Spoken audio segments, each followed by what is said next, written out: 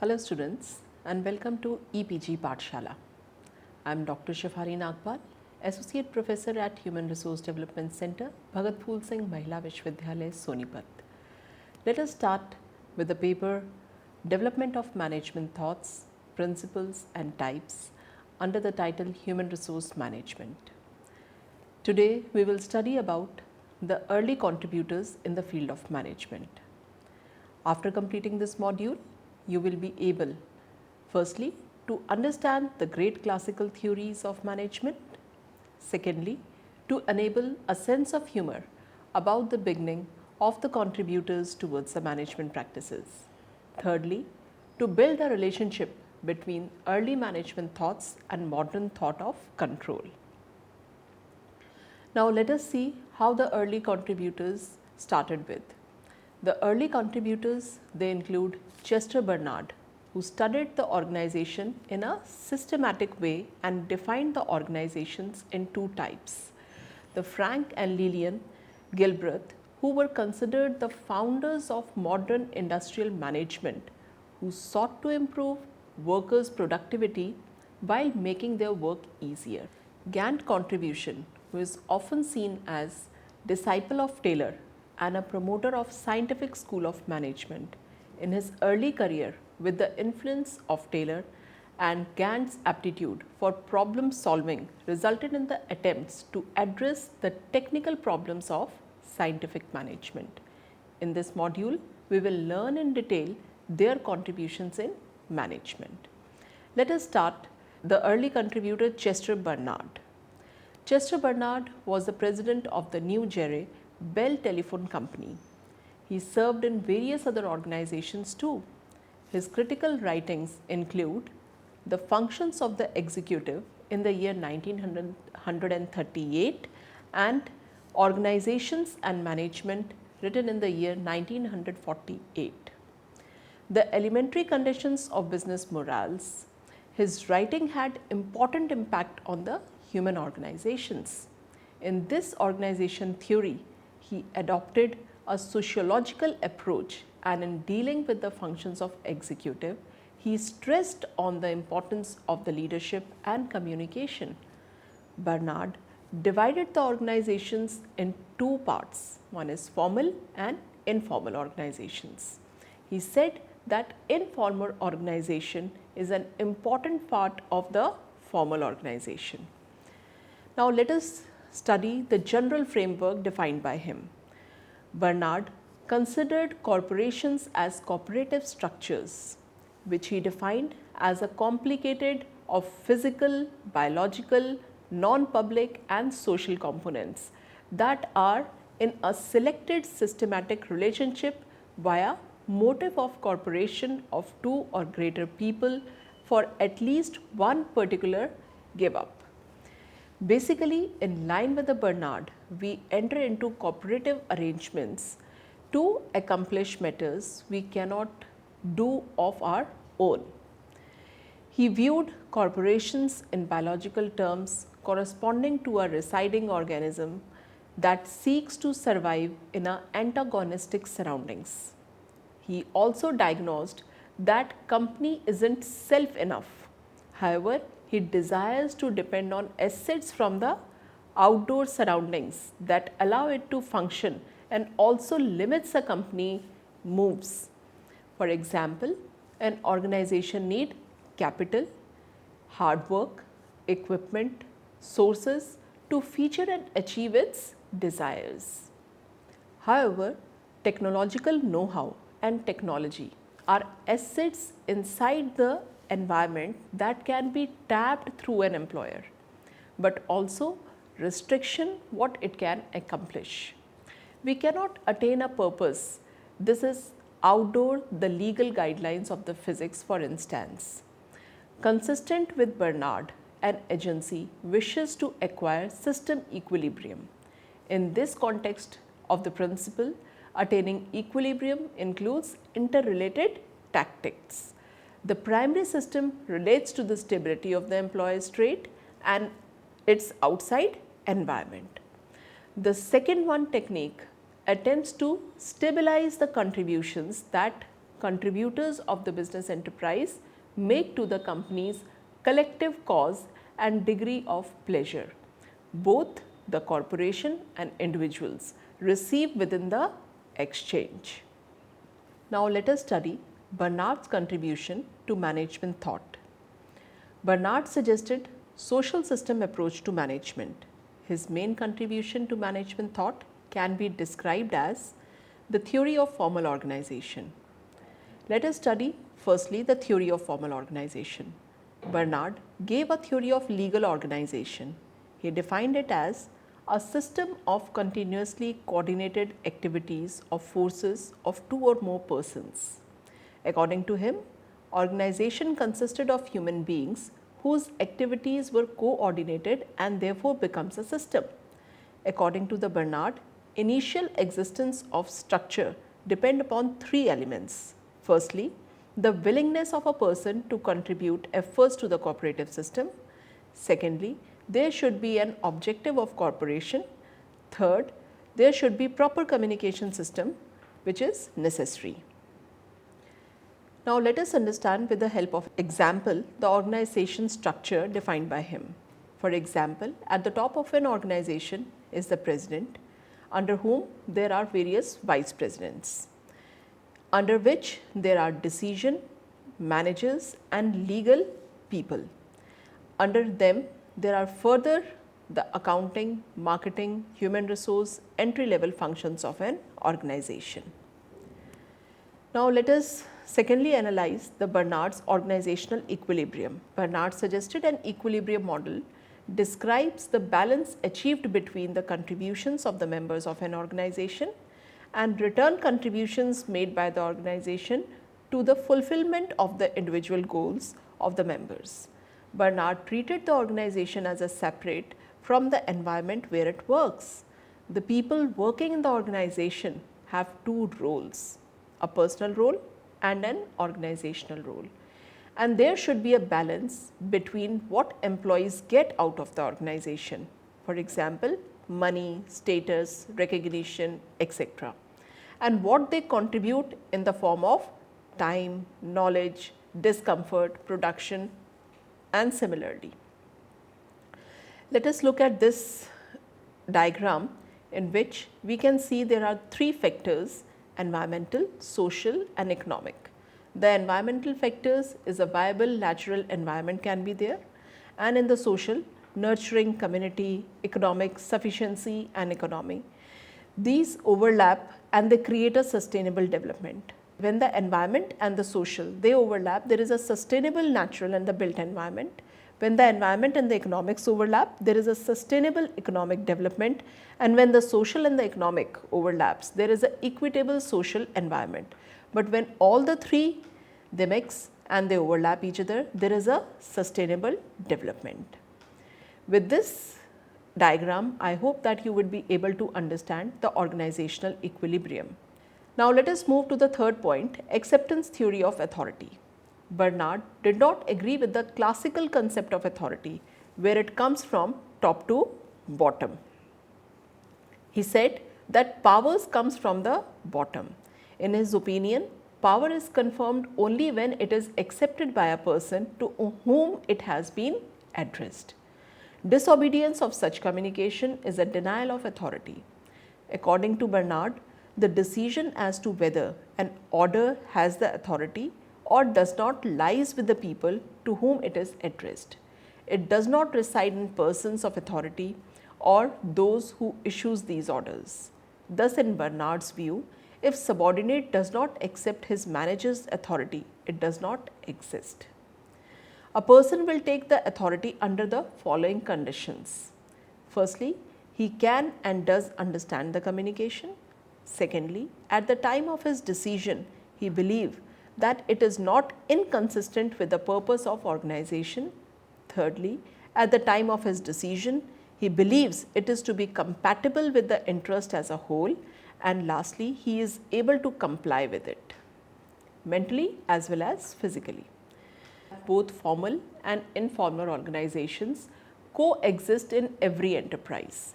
Friendly organizations refer to those social interactions which do not have a consciously coordinated common purpose. Frank and Lenian Gilbert, they also considered as the founder of the modern industrial management, who sought to improve the worker productivity while making their work easier. They were, above all, the scientists who asked to teach managers that all aspects of workplace should constantly be questioned and the improvements consistently adopted. In this way, their work advanced appreciation for the importance of addressing the needs of workers. And through taking care of those individuals, the whole purpose would be better served. The Frank and Lenian Gilbert were the married American couple. Both were engineers and had an interest in scientific management and time and motion studies. Working at a time with Frederick Taylor, the father of the scientific management, they together have raised 12 children in New Jersey. They are also known through the book and movie Cheaper by the Dozen, which was written by their son Frank Jr. and their daughter Ernestine. The book and the movie cover their family life and also some of the works as engineers. For example, there are scenes which depict the Gilbert conducting the test, such as testing to determine the most efficient way to bottom up a vest and using a stopwatch to help their investigation. Another example would be Frank Gilbert demonstrating while fully clothed the most efficient way to bath oneself using the least amount of time and least number of motions necessary. The Frank Gilbert was a building contractor who, though not have any formal education beyond his high school and not a disciple of Taylor, but was interested in and worked at achieving efficiency in the workplace. In this place of work, much like Taylor, he helped the company he used to work for to enable the workers to do their job efficiently. The Gilbert applied their management techniques in running their large household. They created a family council with a purchasing committee, a budgetary secretary, and a utility committee. Two of their children later wrote humorous accounts of the family life, Cheaper by the Dozen and Bellies on Their Toes. Under the lenient persuasion, the Frank Gilbert changed his career from construction to management. In the year 1908, Frank published his first book, Field System. After their marriage, Gilbert had to handle several major responsibilities: her studies, her family, and their family business. She worked as a system manager in her husband's consulting business and had helped her husband in his project. In the year 1910, the Gilbert moved to the Providence, Rhode Island, and Lenian Gilbert decided to enter Brown University to complete her doctoral studies in psychology. She earned her PhD in 1915, her dissertation entitled The Psychology of Management. It was the first degree granted in industrial psychology. Now, the functions of the executive as defined by the Bernard. He says 3 types of duties for the executive in the formal organization setup. These are maintaining proper communication in the organization. Secondly, obtaining essential services from the individual for achieving corporate goals. Formulating purposes and objectives at all levels. Now, let us see what Gilberts define in the work. The Gilberts were pioneers in the field of the industrial engineering. Frank Gilbert discovered his vocation when, as a young building contractor, he sought ways to make the bricklaying faster and easier. This grew into the collaboration with his eventual spouse, Lenian Moller, who studied the work habits of manufacturing and clerical employees in all sorts of industries to find ways to increase the output and make their jobs easier. He and Lenian founded a management consulting firm, Gilbert Incorporation, focusing on such endeavors. Their summer school of scientific management trained professionals to implement new ideas about management. They were concerned with the mental and the physical health of the workers. Through analyzing complex machinery, they invented new tools and methods to simplify their use. Their work led to a better understanding of importance of the well-being of the individual in the business setting. The Gilberts were able to reduce all motions of the hand in some combination of 17 essential actions. These included grasp, transport loaded and hold. Frank Gilbert named the motion Thurblings. The Gilbert spelled backward with the transposed. He used a motion picture camera that was calibrated in fractions of minute to time the smallest of the actions of the workers. Also worked with physically challenged. During the World War I, Frank Gilbert worked to improve the treatment of the injured soldiers. He first observed the movements of the injured soldiers and then taught them new method to manage their daily activities. Frank Gilbert also helped to improve the surgical procedures in the hospital. He was the first to propose that surgical nurse serve as caddy. It was a term coined by him to a surgeon by handling surgical instruments to the surgeon as called for.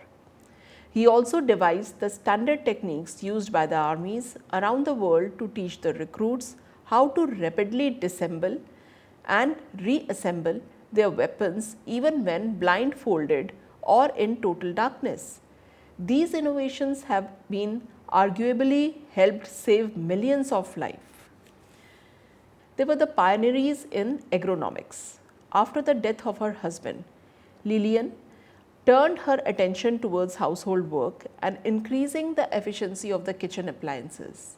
Working for the General Electric, she interviewed over 4,000 women to collect data on simple household chores, such as collection garbage or washing dishes. She then used the data to design the proper height for the sinks, stoves, and other kitchen appliances. She patented numerous appliances that made work in the kitchen easier.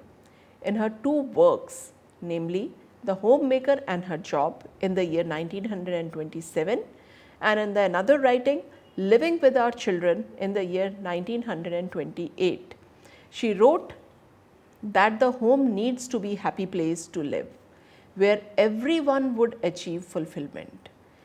Since wives and mothers needed to be the active managers of their home, she tried to find optimal combination of the items in typical home to make their lives easy.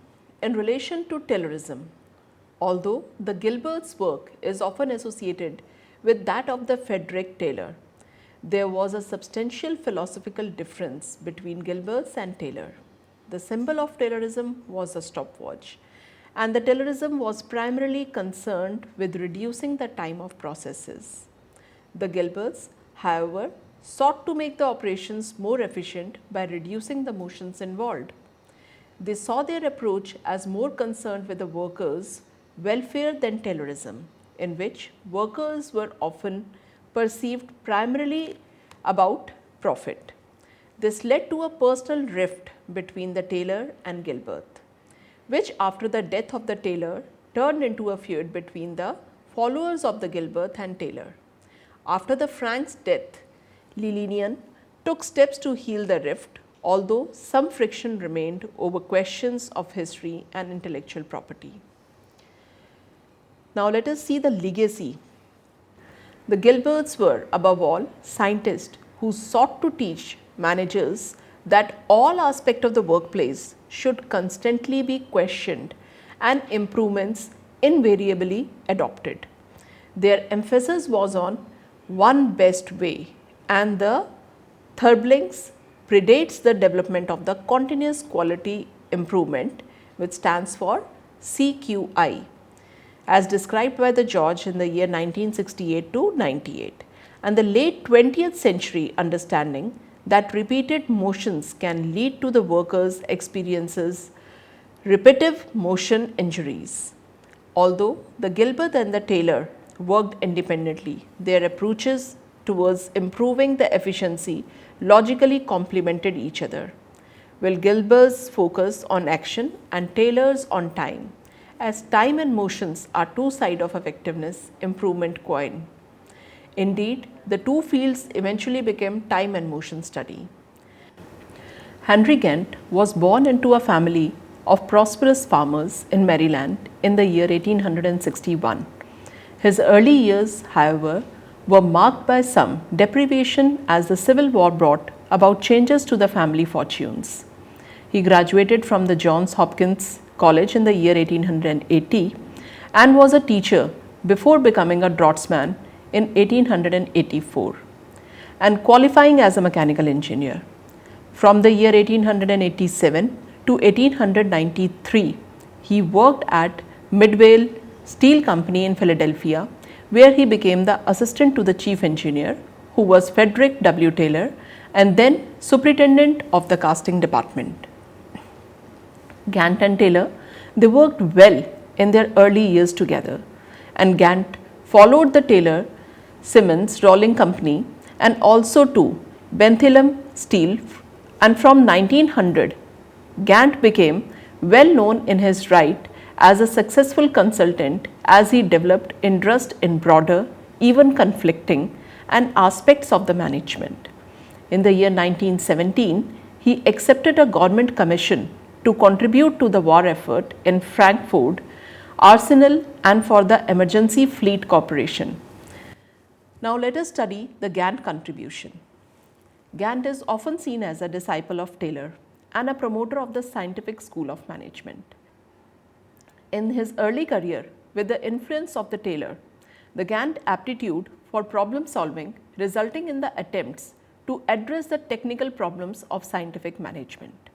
Like Taylor, Gantt also believed that it was the only application of scientific analysis to every aspect of work which could produce industrial efficiency, and that improvements in the management came from the eliminating chance and accidents. Gantt made the four individual and notable contributions. First is the task and bonus system. Gantt work and bonus wage system was introduced in the year 1901 as a variation on Taylor's differential piece rate system. With Gantt's system, the employee received a bonus in addition to his regular day rate if he accomplished the task for the day. He would still receive the day rate even if the work was not completed, whereas the Taylor piece rate system penalized the employee for substandard performance. As a result of introducing the Gantt system, which enabled workers to earn a living while learning to increase their efficiency, production often more than doubled. This convinced Gantt that concern for the worker and employee morale was one of the most important factors in the management and led him eventually to part company from Taylor on the fundamentals of scientific management. The second notable contribution was perspective of the worker. Gantt realized that his system offered little incentive to do more than just meet the standard. He subsequently modified it to pay according to time allowed plus a percentage of the time if the tasks were completed in that time or less. Hence, a worker could receive 3 hours pay for doing a 2 hours job in 2 hours or less. But here, Gantt brought in innovation by paying the foreman a bonus if all the workers met the required standard. This constituted one of the earliest recorded attempts to reward the superintendent for teaching employees to improve the way they worked. In Work, Wages and Profit, Gantt wrote, "Whatever we do must be in accord with human nature. We cannot deprive people, we must direct their development. The general policy of the past has been to drive, but the era of the force must give way to that of the knowledge, and the system of the future will be to teach and lead, to the advantage of all concerned." The Gantt was interested in an aspect of the industrial education which he called habits of industry. Habit of industriousness and cooperation, doing work to the best of the one's ability, and pride in the quality as well as the quantity of work. From his experience as a teacher, Gantt hoped that his bonus system would help to convert the foreman from an overseer and driver of the workers to a helper and teacher of subordinates. The third major contribution of the Gantt was the chart. Gantt bar chart started as a simple but effective mechanism for recording the progress of the employee towards a task standard. A daily record was kept for each worker in black if he met the standard, in red if he didn't. This expanded into 4 charts on quantity of work per machine, amount of work per worker, cost control and other subjects. It was while grappling with the problem of tracking all the various tasks and activities of the government department on the war effort in the year 1917 that Gantt realized he should be scheduled by the time and not on quantities. His solution was a bar chart which showed how work was scheduled over time through its completion. This enabled management to see in graphic form how well work was progressing and indicated when and where the action would be necessary to keep on time. Gantt chart have been applied to all kinds of the projects to illustrate how scheduling may be best achieved. To illustrate a Gantt chart, we take the mini project of redecorating an office with the steps of first, establishing the terms of reference and standards of quality, cost and time. Secondly, informing all appropriate personnel and customers. Thirdly, arranging alternative accommodation. Fourthly, preparing the office, and last, redecorating. The Gantt chart provided a graphic means of planning and controlling work and led to the development of PERT diagrams, which are called as and famous with program evaluation and review technique. The fourth contribution of the Gantt was the social responsibility of business. After the death of Taylor in 1915, he seemed to distance himself further from the core principles of scientific management and extended his management interest to the functions of leadership and the role of the firm itself. As his thinking developed, he believed increasingly that management had objections to the community at large and that the successful organizations had a duty towards the welfare of society.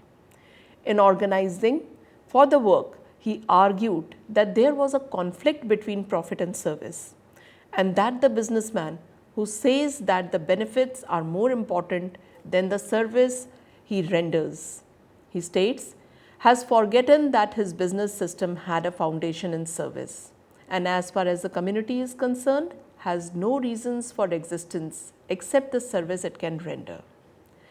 These concerns of him led him to assert that the business system must accept its social responsibility and devote itself primarily to the service, or the community will ultimately make an attempt to take it over to operate it in its interest. The Gantt was hugely influenced by the events in Russia in the year 1917, and in fear that the large companies was sacrificing service to profit, he began to attack the profit system itself, calling for public service corporation to ensure service to community. In perspective, his contribution to the advancement of the management science are of the great significance. Gantt was a prolific writer and speaker. He addressed the American Society of Mechanical Engineers on some occasions. One of his papers, Training Workmen in Habits of Industry and Cooperation in the year 1908, has been noted by several commentators as giving a unique insight into the human relation dimensions of management at a time when scientific management was at its peak. His approach to the foreman as a teacher marks him as an early contributor to the human behavioral thought in a line which stretches back to Owen and forwards with Mayo to the present day. His approach to the duty of firm towards society also singles him out as one of the earliest spokesmen on the social responsibility of business. But it is the inventor of the Gantt chart that he will be remembered. It has been suggested that his thinking became somewhat vague shortly before his death, and he began to situate the work of the firm in a broader national and political context. It seems that there was a struggle in his later years between service and appropriate rewards on the one hand and socialist control policies on the other. Now let us summarize what we have studied in this module. Chester Bernard adopted sociological approach. In dealing with the functions of executive, he stressed on the importance of leadership and communication. Bernard divided the organization into formal and informal. He said that informal organization is an important part of formal organization. The Gilberts were the scientists who had sought to teach managers that all aspects of the workplace should be constantly questioned and improvement should be constantly adopted. Their emphasis was on the one best way and development of the continuous quality improvement, that stand for CQI. Although the Gilberts and Frederick Winslow Taylor worked independently, their approaches to improving efficiency logically complemented each other, with the Gilberts' focus on motion and Taylor's on time, as time and motion of efficiency improvement, which eventually led to time and motion study. Gantt approach to this duty of the firm towards the society also singles him out as one of the earliest spokesperson on the social responsibility of business. Of all his major contribution, he will always be remembered is PERT. Thank you.